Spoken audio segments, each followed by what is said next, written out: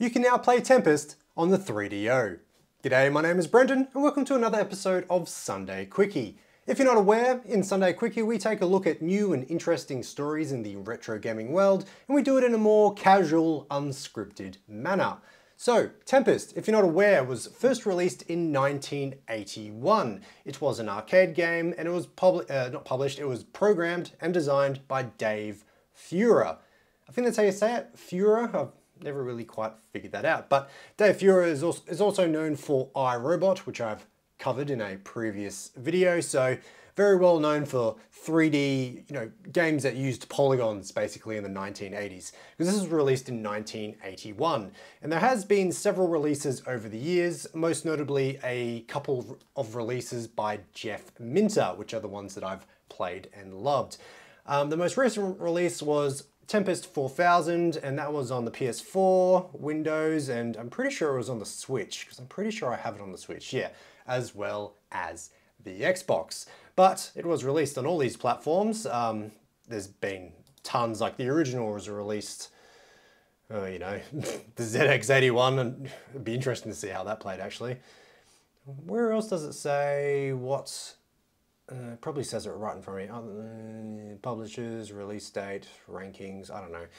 The information's scattered around there, but you see there, Amstrad, CPC, and blah, blah, blah. But not on the 3DO until today. So I get my source for this story is courtesy of Retro RGB, which is a great website for keeping up to date on this sort of thing, as well as other more the technical side of retro gaming. The weekly podcast is well worth listening to. It only goes for half an hour and it really does fill me in every week. That's how I came across this. So, Tempest gets homebrew release on 3DO. So, obviously not an official release. Atari haven't gone all of a sudden. I know Atari have been doing some pretty interesting and bizarre things, the last sort of 5 years or so, but they haven't started releasing games for the 3DO, unfortunately. So, who do we have to thank this? Who do we have to thank for this? His name is Retro Love Letter. So here is his YouTube channel and here is his GitHub. Well, this is the GitHub for the Tempest game on 3DO, but if we just have a quick look at his profile and have a look at his repositories, we can see that he's released a number of interesting things. Also, you can tell that by his YouTube channel. So Tempest 3DO is his newest project, but he's also developed a 3D game engine for the 3DO, and he's created a few games with that, including a first-person shooter. So everything you see on screen will be linked below, go check it out. But today we're focusing on Tempest. So currently he's up to version 1.1, and I guess this is when I can start rolling the footage, I guess, and I'll be a little bit more reliant on my notes. I always put so much effort into these notes, and then I just sort of start talking, meow, meow, meow, meow, and I just get sidetracked, and I meticulously put these notes in order. I did it on my lunch break today. So anyway, version 1.1. The footage you're watching right now is me playing this on real hardware. So I personally just downloaded the ISO, it's about 40 megabytes, and merged it to a CD. And the 3DO plays it fine. It doesn't give a care in the world.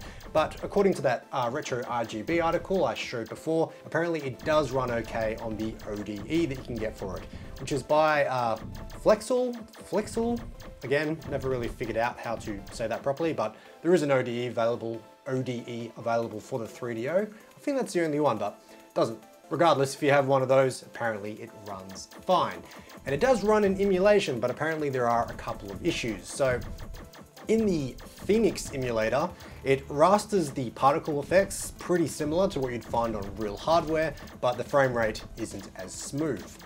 Additionally, or I should say alternatively, the Opera emulator, which is not one I've heard of, does run quicker. Apparently the frame rate's a lot more solid, but it doesn't raster the particles as well.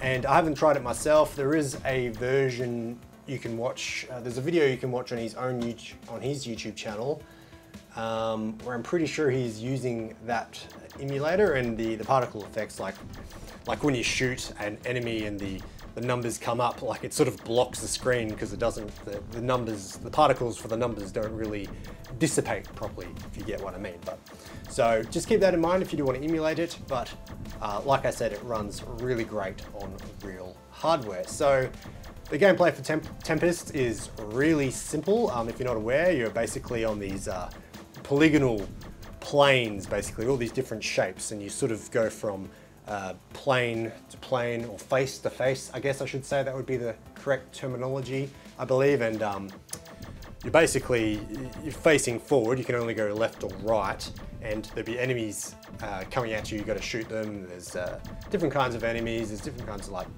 I think there's power-ups, but I'm not really sure if the power-ups were doing anything, or if they were power-ups, or if they were just different enemies. I'm not sure, but some enemies come at you. Other enemies will get to the end and start jumping around, and you can also jump. That's the other main gameplay mechanic, I guess I should add. You can also just jump backwards and to the side or the left to try and avoid things for a second and come in, you know, making a killing.